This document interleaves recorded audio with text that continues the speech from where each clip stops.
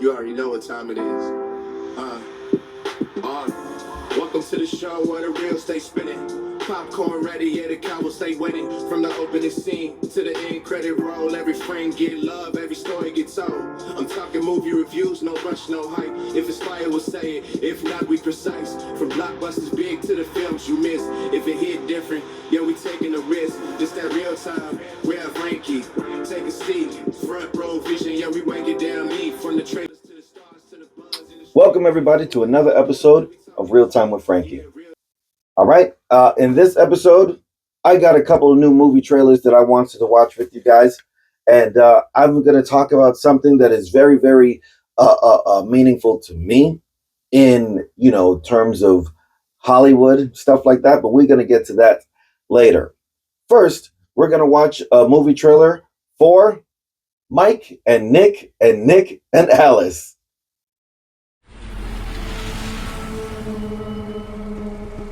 Open the glove compartment.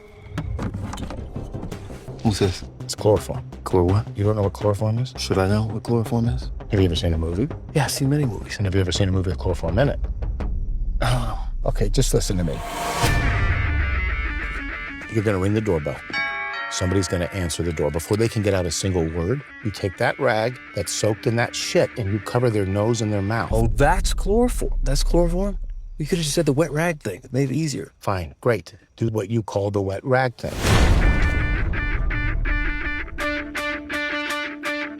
Hey, Mike. This is confusing! What the fuck are you doing? This is your idea!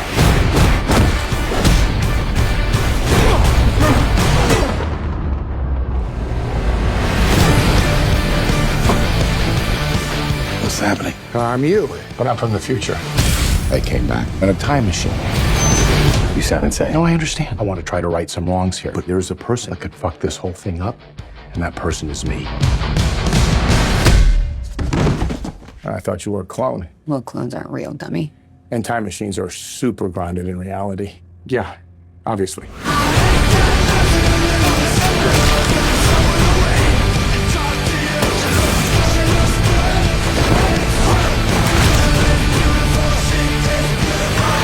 The first time that we went through tonight, Mike died. Oh, fuck. But that's why I'm back. We get one chance to fix it.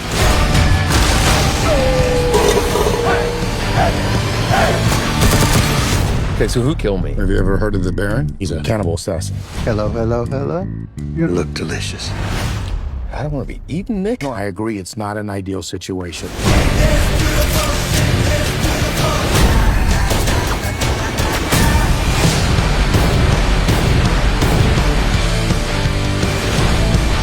Hey, Nick! Oh, come on. You killed the DJ? It was a moment, and then accidentally, it was an accident, but then I shot him. You accidentally shot I him. shot him, and it wasn't on purpose. I hope you guys like that trailer because I loved it, right? I'm very interested in what's going to take place in this film. The film looks like it's going to be a action comedy buddy film, right? And I love that. Like Starsky and Hutch with Owen Wilson and Ben Stiller, right? Action, comedy, but now you've got smart comedy, right? This isn't just slapstick. Things are happening, people are getting hit, stuff like that. You got the smart comedy wit of Vince Vaughn. And now you're getting it twice because Vince Vaughn is playing two different people or two different versions of his character. So you get his style of comedy two times in the film. You got James Marsden, Isaac Gonzalez, and in the trailer, you'll could have seen Keith David. Keith David has a role in this film. And I'm really, really excited to see this movie. It looks like it's going to be funny. I'm definitely going to watch it when it comes out on Hulu and Disney Plus, and I'm definitely going to do a movie review about it as well. So watch it when it comes out, and we can each talk about how it goes, okay? I got another trailer that I want to watch with you all, and this is the trailer for the upcoming film, Project Hail Mary, starring Ryan Gosling.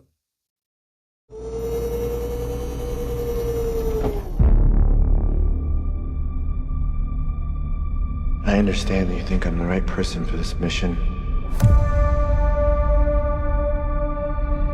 I understand the stakes. Object approaching.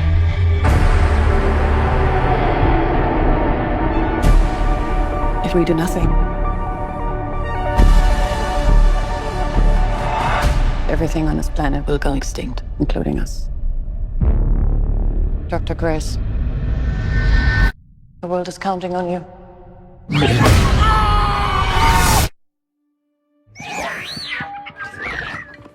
No, I'm sorry. I'm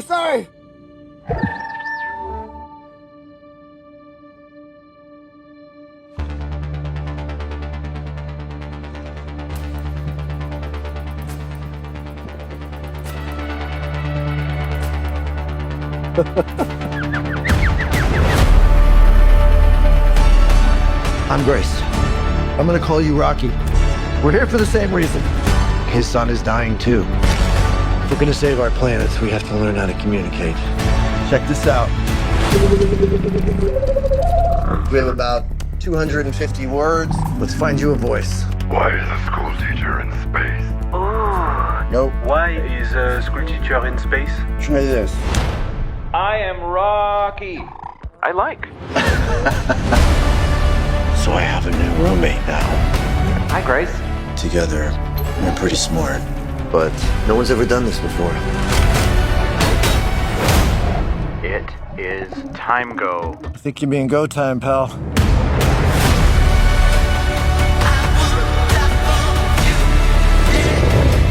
There are infinite possibilities for this to go wrong. This ship wasn't built for this.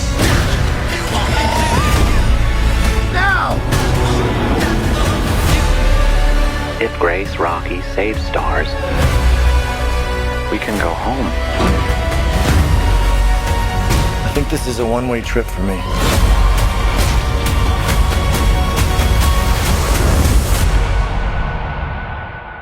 I will not let Grace die.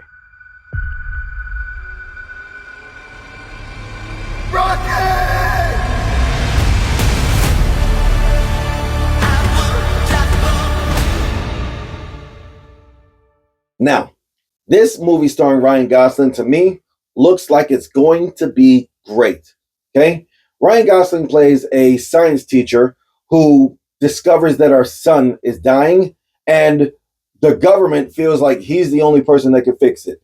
But he's not an astronaut. He's not trained to go into space or anything like that, you know? And they send him up there anyways, you know? Mid-trip to space, he falls unconscious, wakes up, regains his memory, and realizes that he's on a mission. Now, there's a lot of actors in this film, but they don't have like the weight or the notoriety of celebrity. But there are a lot of different moving parts in this film, it looks like. But I think this film is going to follow the pattern of a lot of space films where they spend a lot of time in space with the person, right? It reminds me of Gravity with Sandra Bullock, right? A lot of that movie, so basically all that movie was her by herself. She only shared the screen with George Clooney in the first 10 minutes, you know? But back to Project Hail Mary. I think it's going to follow that same thing when it comes to space movies. It's going to be a lot of focus on Ryan Gosling, right? It's going to be a story building character, right? This guy who doesn't feel like he's good enough to do this mission becomes the man who becomes exactly who he needs to be to complete the mission. Okay? Whether the mission fails or doesn't, there's definitely going to be a lot of character development in this movie, I feel like. So when it comes out, I intend on watching it also. If you guys get a chance to watch it, hit me in the comments and let me know as well what y'all thought about it, okay? I wanted to share some stuff with you guys. I went out to Aventura Mall. I got some content, and I just wanted to give you all a preview of some of the things that are ready to come, okay? Hey everybody, it is Real Time Frankie. I'm here at AMC Theaters at Aventura Mall, and I got my niece with me. She is helping me talk to the people. All right, like I said, I'll be here in my last episode. I'm here, and I'm here to talk to y'all, okay? Thank you. Well, I'm gonna see y'all soon. We could dance, but you gotta keep it up a little something like this, like this, like this, like this, like this, like this, like this, like this. Baby, do you want it like this, like this, like this, like this, like this, like this, like this? Look, tell me if you want it like this. You can back it up. You say you like it rough, won't you let me?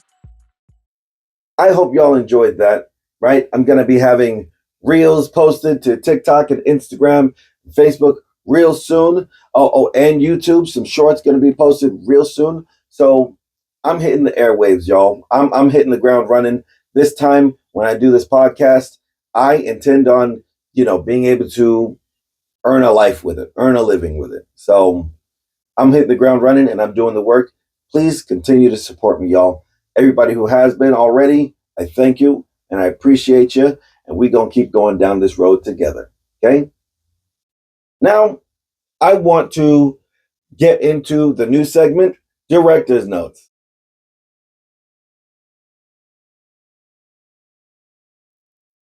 For this segment of Director's Notes, I want to talk about bringing back the traditional celebrity. All right? And it takes us back to Ryan Gosling, who we just discussed in the trailer watch, right? Recently, something happened. To me, it felt refreshing. Ryan Gosling and Eva Mendes made an appearance together for the first time in over 10 years. Ryan Gosling was promoting his upcoming film, and it just happened to be Eva Mendes' birthday. They were welcomed onto The Tonight Show with Jimmy Fallon, and the reaction in the studio was more than interesting. Of course, people were excited to see them, but to me, it felt like a time when people were properly famous. It reminded a lot of people of a different era of celebrity. An era when celebrities didn't feel like they were everywhere all the time, when they weren't constantly posting updates about their lives, what they were eating, what they were buying, or what random opinion they had that day. Back then, celebrities showed up for a reason. They appeared when they had a film coming out, when they were promoting a project, or when they had something meaningful to say about their craft. Their public appearances felt intentional. Their visibility had a purpose. And seeing Gosling and Mendes together again kind of reminded people of that version of Hollywood, the traditional celebrity. And honestly, I think that version might be something worth bringing back. One of the biggest differences about the traditional celebrity and what we see today is the focus on craft. Actors, musicians, and filmmakers used to be known primarily for what they created.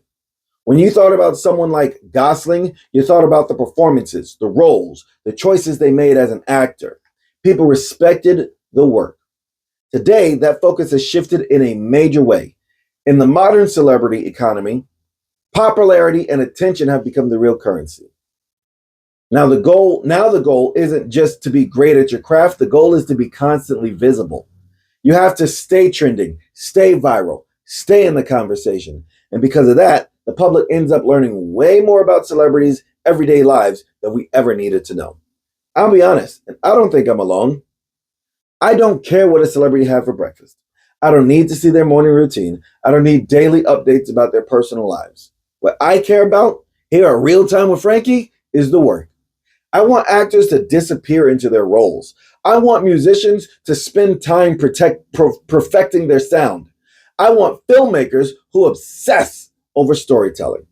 When celebrities focus on their craft instead of their constant visibility, something interesting happens. The work becomes the thing that speaks for them. And that's what made the traditional celebrity feel special. They weren't everywhere. They showed up when it mattered. Another important part of the traditional celebrity was scarcity. In the past, you didn't see actors every single day. They weren't posting updates every hour. They showed up on a talk show and it felt like an event. When they gave an interview, people were actually paying attention to what they had to say. Their presence had weight because it wasn't constant. There was some mystery. The perfect example is Prince. Prince mastered mystery better than anyone in the entertainment industry. He rarely gave interviews, protected his private life, and he let his music and performances speak for him. You didn't know everything about him, and that made people even more fascinated. When Prince showed up somewhere, it was an event. And because he kept that distance from the public, they stayed focused on where their focus belonged, which was his craft, his talent, and his artistry. Today, Many celebrities feel like they're constantly chasing attention rather than mastering their craft.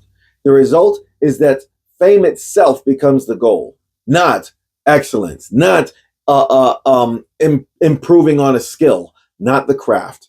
And when fame becomes the goal, the culture starts celebrating visibility instead of skill. The traditional celebrity wasn't famous because they were always visible. They were famous because they were exceptional. Here's another issue that comes with modern celebrity culture, and it has to do with expansion into other industries. Today, celebrities rarely stay within the lane of their craft. Actors launch alcohol brands, athletes starting podcasts, musicians with clothing lines, and comedians building business empires. Now, don't get me wrong, there's nothing inherently wrong with entrepreneurship. But when celebrities enter every possible industry, it raises an important question. Who loses because of that? When someone like Ryan Reynolds launches a liquor brand, George Clooney sells a tequila company, Kevin Hart multiple brand businesses. Those brands automatically receive massive attention, not necessarily because of the product itself, but because of the celebrity that's attached to it. And that attention matters because somewhere out there, there are independent creators, entrepreneurs, and artists who are trying to build those same kinds of businesses without the advantage of a global fan base. They're competing with people whose fame already gives them a huge head start. In every media, even in media spaces like podcasts, we see the same pattern. Athletes and celebrities enter the space and instantly dominate visibility simply because they're already famous. Again, it's not about whether they deserve success. It's about recognizing that celebrity influence can reshape entire industries. When fame becomes the primary marketing tool, the playing field is far from level. So this brings me back to the idea of the traditional celebrity. The kind that focused primarily on their craft. The kind that appeared when they had something meaningful to say. The kind that didn't feel the need to be everywhere all the time. When you think about someone like Ryan Gosling, part of the reason he still carries that classic movie star energy is because he hasn't overexposed himself. He shows up for projects, then he disappears for a while, then he returns with something new. That rhythm keeps the focus on the work. It also keeps the audience curious. Hollywood used to understand that balance really well. Today, the industry sometimes seems more interested in maximizing visibility than preserving impact. But maybe there's value in remembering how celebrities used to work. Maybe there's something powerful about letting the art speak louder than the algorithm. Seeing Ryan Gosling and Eva Mendes appear together again reminded me, and I'm sure other people, of that old Hollywood energy. A time where celebrities still carried a little mystery. A time when the work mattered more than the constant spotlight. And honestly, I wouldn't mind seeing more of that come back. Because when the focus shifts back to the craft, back to storytelling, and back to the performances, something important happens. Hollywood stops being a nonstop content machine and starts feeling like an art form again. This has been Director's Notes, and this has been Real Time with Frankie. Thank y'all so much for listening and watching. I want to encourage y'all, hit that link in my Instagram bio. I assure you, it's not an OnlyFans link, okay? Thank y'all so much.